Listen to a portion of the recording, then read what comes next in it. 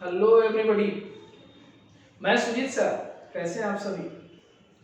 Class 9 history का chapter Nazism and the rise of Hitler की video 5 में आज हम चर्चा करेंगे। इस वीडियो में हम राइज ऑफ हिटलर के उदय के विषय में बात करेंगे। कैसे वो राइज किया और कैसे एक सर्वोच्च पद पर अर्थात चांसलर के पद पर एक रूलर्स बनता है जर्मनी का। अभी तक हम लोगों ने जितने भी वीडियो पढ़े हैं वह एक तरह से अभी हिटलर का कहीं उदय नहीं देखा गया, बल्कि हिटलर की ओरिजिन की जो कंडीशंस थे वो सारी परिस्थितियां बयान करती है। अभी प्रीवियस वीडियो में हमने वहां पर फर्स्ट वर्ल्ड वॉर की बात किया, जर्मनी की कंडीशंस की बात किया, एलिट पावर, सेंट्रल पावर की चर्चा किया, वाइमर गवर्नमेंट की चर्चा किया, इकोनॉमिकल क्राइसिस की चर्चा किया, किस प्रकार जर्मनी एक बहुत बड़े आर्थिक संकट से गुजरा और उस संकट में वहां की मोनार्की सिस्टम, फिर इसके बाद अपने को कहने वाले डेमोक्रेटिक गवर्नमेंट, वाइमर गवर्नमेंट जो सोशलिस्ट, डेमोक्रेटिक और कैथोलिक सपोर्टर थी, वो भी जर्मनी को उसकी अर्थव्यवस्था से नहीं उबार पाई, उसको स्ट्रॉन्ग कंट्री नहीं बना पाई। उसका जो गौरव था, उसका जो सम्मान था, फर्स्ट वर्ल्ड वॉर में चला गया। उस सारी परिस्थितियां जर्मनी के हिटलर को एक अनुकूल बैकग्राउंड बनाता है, जो जर्मनी में हिटलर राइज करता है और फिर पावर्स में आता है। थोड़ी सी बात करते हैं Hitler's rise to power. Hitler was born in 1889 in Brno, Austria. Austria में प्लेस है ब्रेनो, वहां पर इसका जन्म हुआ था बच्चों। वो मोनार्कियल सिस्टम है, आपने फ्रांस में पढ़ा जैसे बुर्बा डायनेस्टी था, उसी प्रकार ऑस्ट्रिया में हैब्सबर्ग डायनेस्टी का शासन था। वहां पर एक नगर है ब्रेनो, वहां पर उसका जन्म हुआ। उसके फादर का नाम एलिस हिटलर था। शुरुआती जिंदगी बहुत गरीबी में कटी है, बहुत मुफलिसी तंगी में था, बहुत गरीब परिवार से बिलोंग करता था। हालांकि उसका पिता से भी आगे बहुत अच्छे रिलेशंस नहीं हो पाते हैं। वो माँ को सम्मान देता है, इज्जत देता है, लेकिन आगे चल करके वो जॉब की तलाश में एक तरह से एजुकेशन बहुत ज़्यादा तो नहीं लिया है, मिडिल एजुकेशन तक ही उसने अपनी प्रतिभा को दिखाया। और उसकी इंटरेस्ट फील्ड था पेंटिंग में, चित्रकला में गजब की उसकी पकड़ थी, बहुत अच्छा पेंटिंग करता था। लेकिन पहले से कहते हैं ना कि ईश्वर जो डिसाइड करता है व्यक्ति वही बनता है। वो पेंटर्स बनना चाहता था, लेकिन वो पॉलिटिकल एक बहुत स्ट्रॉन्ग रूलर्स बनता है पेंटर के कंपैरिजन में। पूरी अपनी राजनीतिक क्षमता से जर्मनी का जो कला प्रदर्शित किया वो पूरा दुनिया देखा। हिटलर आज क्या है।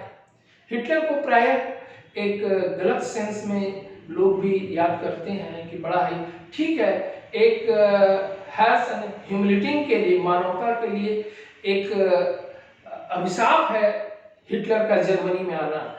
लेकिन अगर उसके बैकग्राउंड में जाया जाए तो उसके अंदर की जो फीलिंग्स है, पैट्रियाटिक फीलिंग्स है, वो देशभक्ति की फीलिंग्स है, जो उसने जर्मनी के गौरव को वापस लाने का प्रयास किया।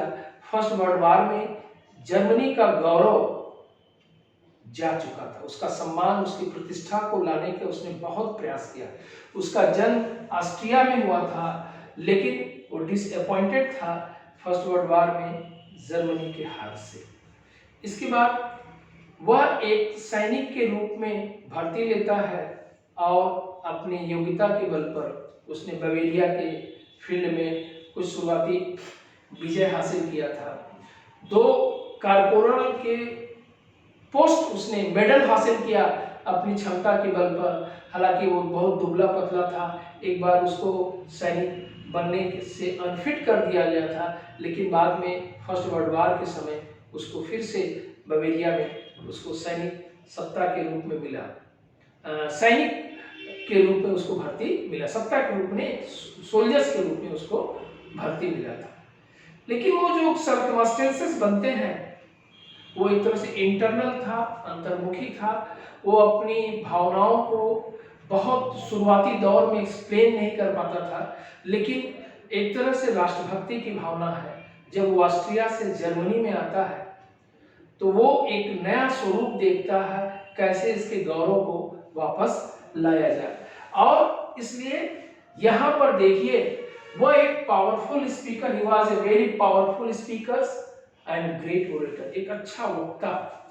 एक नेता के अंदर, एक राष्ट्रीय नेता हो या सामान्य नेता हो, अगर वो वक्ता अच्छा है, अपनी कलाकारी से जनता को मोटिवेट कर सकता है, अपनी बातों से जनता को खुश कर सकता है और राष्ट्र के प्रति, समाज के प्रति समर्पण की भावना जोश भर सकता है, तो वह राष्ट्र नेता बहुत जल्दी पॉपुलर होता है। जो जर्मनी की परिस्थितियां थी, प्रीवियस वीडियो में आपने देखा है, वो सारी परिस्थितियां उसको जन्म देने में सहायक होती है। एक गुड स्पीकर, एक अच्छा ओरेटर होने के नाते वो जल्दी सक्सेस हो जाता है।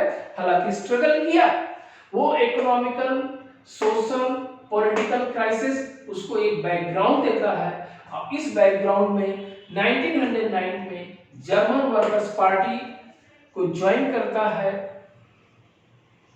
हिटलर, और peace treaty made him furious. वो अपमानजनक संधि जो आपको मैंने बताया नवंबर 1918 में जो संधि ट्रीटी हुई थी, युद्ध के बाद, फर्स्ट वर्ल्ड वॉर के बाद जिस अपमानजनक संधि पर सिग्नेचर किया था वाइबर गवर्नमेंट ने, और दूसरा ट्रीटी ऑफ वर्साय में उसने कितने अपने मिनरल्स के क्षेत्र, कितनी पॉपुलेशन सब छोड़ दिया। उस पर फ्रांस ने, डेनमार्क ने, पोलैंड ने, लिथुआनिया ने, बहुत सारे देशों ने बांट लिया था। उस अपमान को देखता था, इसीलिए उसको फ्यूरियस करता था, बार बार उसको क्रोध आता था। इस ट्रीटी ऑफ वर्साय से वो बहुत क्रोधित था अंदर से, और जो इनजस्टिस हुआ है वो बार बार उसको फोकस करता था। Focus to undo all the injustice done with Germany, promise to build a strong nation.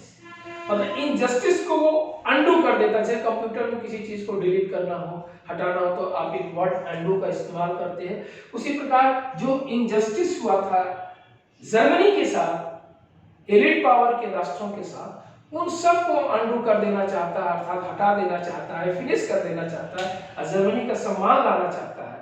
और उसको प्रॉमिस करता है जर्मनी से एक स्ट्रॉन्ग नेशन बनाने के लिए। जर्मन वर्कर्स पार्टी का रीनेम पड़ता है national socialist German workers party. यही पार्टी आगे चल करके नाजी पार्टी कहलाती है। तो इस प्रकार देखिए, नाजी पार्टी की यात्रा 1919 में Hitler German workers party join करता है। जर्मन वर्कर्स पार्टी की 1923 के बाद नाम पड़ता है national socialist German workers party. फिर यही पार्टी नाजी पार्टी कहलाती है। और ये नाजी पार्टी का जो बैनर है, सिंबल्स है, प्राय हर पार्टी के आपको पता है कि अपना एक सिंबल्स होता है, अपना स्लोगन्स होता है। इसका भी रेड बैनर विद स्वास्तिक, स्वास्तिक चिन्ह आपका भारत का बहुत फेवरेट चिन्ह है। आपको पता है कि वो हमारी एक तरह से राष्ट्रीयता से, हमारे धर्म से जुड़ा हुआ है। यह स्वास्तिक चिन्ह नाजी पार्टी का चिन्ह था, अर्थात हिटलर का चिन्ह था। और यहाँ पर इस पार्टी का मेंबर बनकर के अब वो कुछ कायाकल्प करना चाहता है। किसका? जर्मनी का। एक पॉलिटिकल लीडर बनना चाहता है, और पॉलिटिकल लीडर बनकर के सत्ता के सर्वोच्च पद पर बैठना चाहता है। उसने एक छोटा सा प्रयास किया था, the tried to capture Bavaria. Bavaria को कैप्चर करके, यहां लिखना भूल गया बच्चों, to Berlin in 1923 and rose of power। Bavaria पर कब्जा करके जर्मनी की कैपिटल बर्लिन तक पहुंचना चाहता था और सत्ता के सर्वोच्च पद पर बैठना चाहता था। बट बवेरिया के कब्जा के समय but failed and arrested for treasons. उसका यह प्रयास असफल हो गया और ट्रीजन्स के आरोप में, अर्थात देशद्रोह के आरोप में हिटलर कुछ समय के लिए गिरफ्तार हो गया था। प्राय आप देखते हो कि अगर हम अपने फ्रीडम के दौर की, भारतीय आज़ादी के दौर की बात करें तो ब्रिटिश गवर्नमेंट थी। ब्रिटिश गवर्नमेंट ने बहुत सारे हमारे स्वतंत्रता सेनानियों पर अत्याचार किया है। नेताजी सुभाष चंद्र बोस, पंडित जवाहरलाल नेहरू, महात्मा गांधी, ऐसे कौन फ्रीडम फाइटर्स नहीं है जो जेल की यात्रा न की हो, प्राय ट्रीजन के आरोप में, देशद्रोह के आरोप में। हम देश के लीडर हैं, देश के नायक हैं, अपने देश को आजाद कराना चाहते हैं, अपने ही देश में देशद्रोही हो जाते हैं। एक विदेशी सरकार ऐसा करती है, विदेशी सरकार, ब्रिटिश सरकार भारत में। हम उनको नायक कहते हैं, हमारे महान सपूत थे नेताजी सुभाष चंद्र बोस, चंद्रशेखर आजाद, भगत सिंह, महात्मा गांधी, ये हमारे महान सपूत थे। इन पुरखों की बदौलत ये हमारे जो पूर्वज कह लीजिए हैं, आज आजादी का रस हम समझ सकते हैं क्या होती, स्वतंत्रता कितनी बड़ी कुर्बानियों के बाद मिली थी। उसी प्रकार जर्मनी में, जर्मनी के सम्मान को वापस लाने के लिए, उसकी डिग्निटी को वापस लाने के लिए, उसके गौरव को वापस लाने के लिए हिटलर ने एक प्रयास किया था छोटा सा बवेरिया पर कब्जा करने के लिए, लेकिन वो असफल हो गया। उसको ट्रीजन के आरोप में, देशद्रोह के आरोप में गिरफ्तार कर लिया गया। लेकिन जब वो छूटता है तो एक बार पुनः प्रयास करता है। After release struggle for powers, लगातार सत्ता में आने के लिए हिटलर ने प्रयास किया और इलेक्शंस लड़ा। 1928 के इलेक्शन में, इसके पहले भी इलेक्शंस हुए थे, वहां पर भी इलेक्शन में लड़ा है। नाजी पार्टी का 2.6% वोट इन राइखस्टैग। प्रीवियस वीडियो में देखिए, राइखस्टैग किसको कहते हैं बच्चों? राइखस्टैग जर्मनी के पार्लियामेंट्स का नाम है। यहां पर नाजी पार्टी को 2.6% वोट मिला मात्र। लेकिन हिटलर मजबूत इरादे का था, हारने वाला पर्सन नहीं था। वह इतना पक्का इरादा लेकर उतरा था कि मैं जर्मनी का भाग्य विधाता बनूंगा और जर्मनी के खोए हुए प्रतिष्ठा को, जो कि फर्स्ट वर्ल्ड वॉर के बाद वाइमर गवर्नमेंट ने ट्रीटी ऑफ वर्साई में सिग्नेचर करके बेच दिया है, उस अपमान का हम सम्मान दिलाएंगे और बेरोजगारों को रोजगार देंगे। ऐसा लोगों के बीच में जाकर के हिटलर कहता था। इसीलिए इसको एक ग्रेट स्पीकर, एक अच्छा ओरेटर के रूप में भी याद करते हैं। अगेन 1932 के इलेक्शन में he got 37% votes. Nazi party 37% की वोट पाती है। क्लियर मेजॉरिटी तो नहीं मिली, लेकिन सबसे बड़ी पार्टी के रूप में नाजी पार्टी सामने आती है और become the largest party in parliament. Germany के पार्लियामेंट राइखस्टैग में सबसे बड़ी पार्टी के रूप में आई और जर्मनी के प्रेसिडेंट को, हिटलर को एज ए चांसलर अपॉइंटमेंट करने का, शपथ दिलाने का मौका मिलता है, या कह दीजिए हिटलर अब चांसलर बनने जा रहा है। और हिटलर जब चांसलर बनता है तो उसकी जो विचारधारा है, उसकी जो प्रोपेगेंडा है, प्रोपेगेंडा मतलब एक ऐसी कोई भी पार्टी अपने कुछ इश्यूज को जनता के बीच में उस देश की इकोनॉमिकल, सोशल, पॉलिटिकल कंडीशन में रखती है। जैसे यहाँ पर फर्स्ट वर्ल्ड वॉर के बाद जर्मनी में उसका अपमान हुआ, तमाम उसके जो रिच क्षेत्र थे, अल्सेस लॉरेन के प्रदेश हो या उसके रूरल सेक्टर्स हो, 75% आयरन का सेक्टर्स हो, 26% उसके जो कोल के सेक्टर्स हो, ये सब आपने प्रीवियस वीडियो पढ़ा है। वो सब वापस लाने का हिटलर ने जनता से प्रॉमिस किया। बेरोजगार युवकों को रोजगार देने का प्रॉमिस किया, अर्थव्यवस्था को सुधारने का प्रयास किया।